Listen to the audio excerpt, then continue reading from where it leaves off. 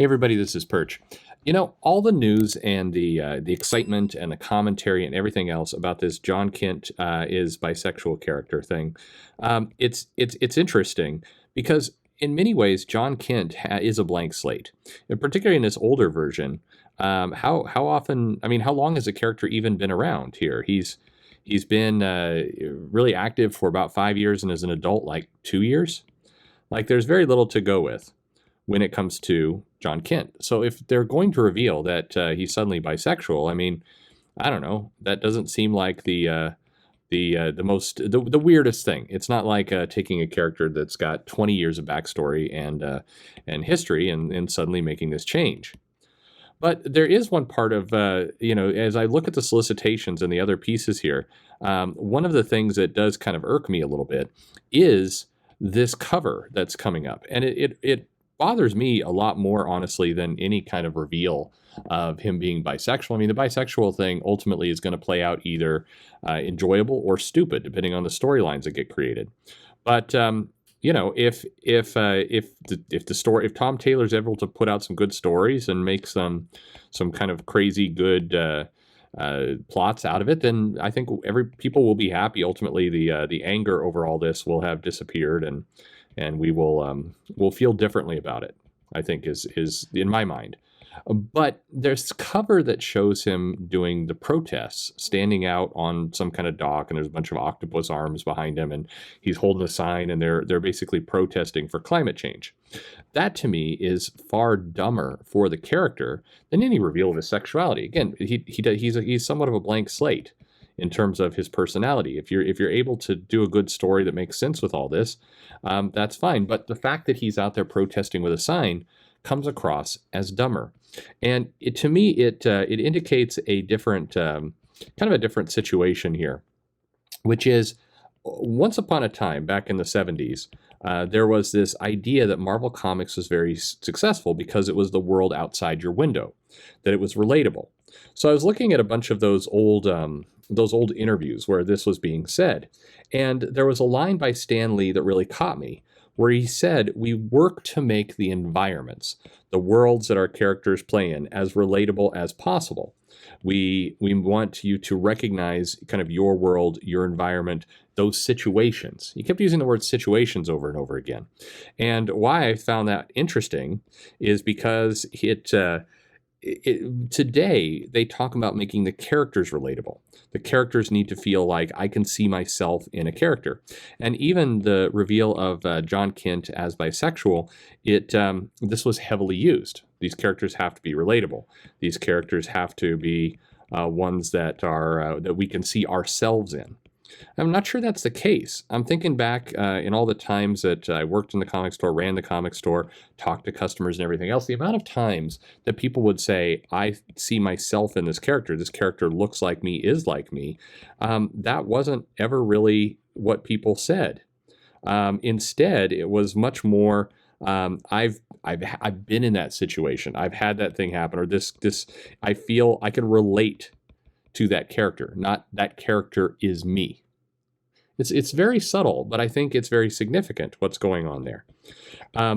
When you look at Spider-Man and you look at the situations he used to get himself in, and Spider-Man was kind of that classic character that often was, being told as relatable. It was Spider-Man was that world outside my window, and part of that was because Peter Parker was down on his luck. He was having trouble with girls. He was having trouble paying the bills, and he was kind of begging off money from J. Jonah Jameson and all this kind of stuff.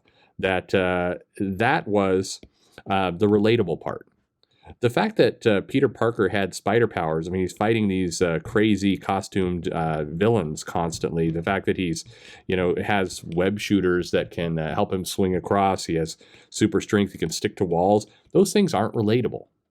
It wasn't the character that was relatable. It's the situations that the character got himself in, which meant, and this is significant, it means that when you think about Peter Parker as a character, when you think about why, if you're a young Latino kid, and for what it's worth, much of my life, I've either grown up or lived in places where I was the minority, where, lived for a long time in Japan.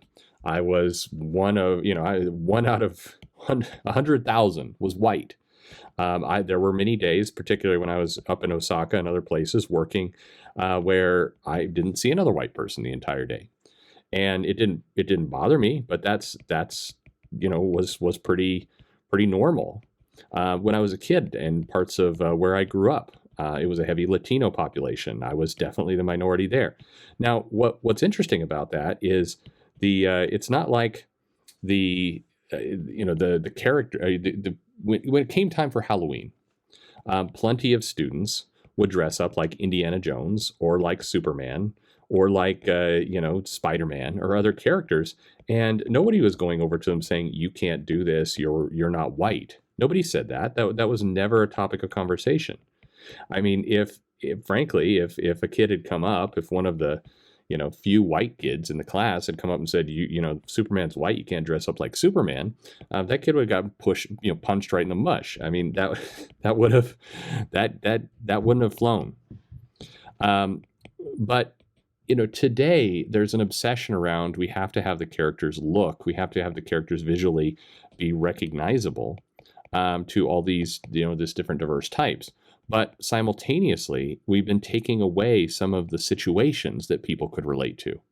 And so it gets back to why I was upset at this idea of Superman, holding a sign as being kind of as being ridiculous and annoying. Well, as I've talked about it doesn't make any sense.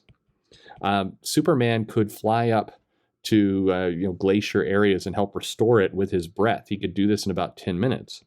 And over time, I would think even Superman's boyfriend now would be like, hey, you are in the position to actually do some good, to actually help with the environment.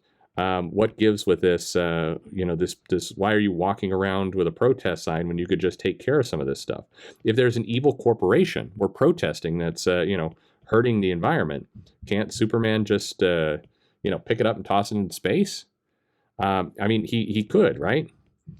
So why, it's that actually I keep going back to Spider-Man. It's that phrase, with great power comes great responsibility.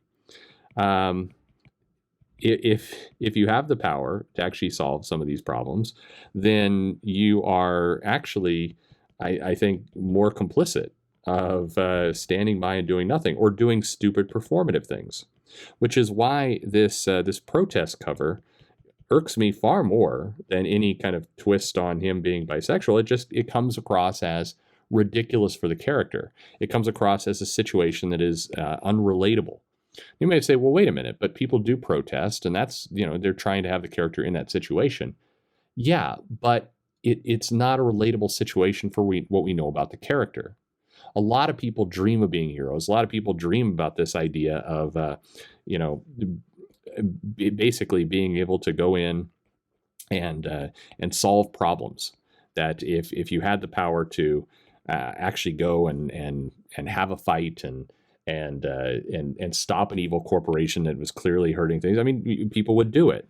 They protest with signs because that's the most power that they can muster. So when you have a superhero character you built up that's doing all this, that just comes across as ridiculous. It comes across as unrelatable because it's not what people see of themselves in heroes. Now, I want to be fair, by the way. This is a cover to a comic, and as we've seen from DC, I mean, if Green Lantern has not completely defined this for us, it's that those covers may or may not have anything to do. There's a high likelihood that there will be no protest at all inside that comic, and this is just some kind of goofy, whatever it happens to be. So we don't know. But that's to me, when I talk about making sure these situations really fit and really align, that's why it matters.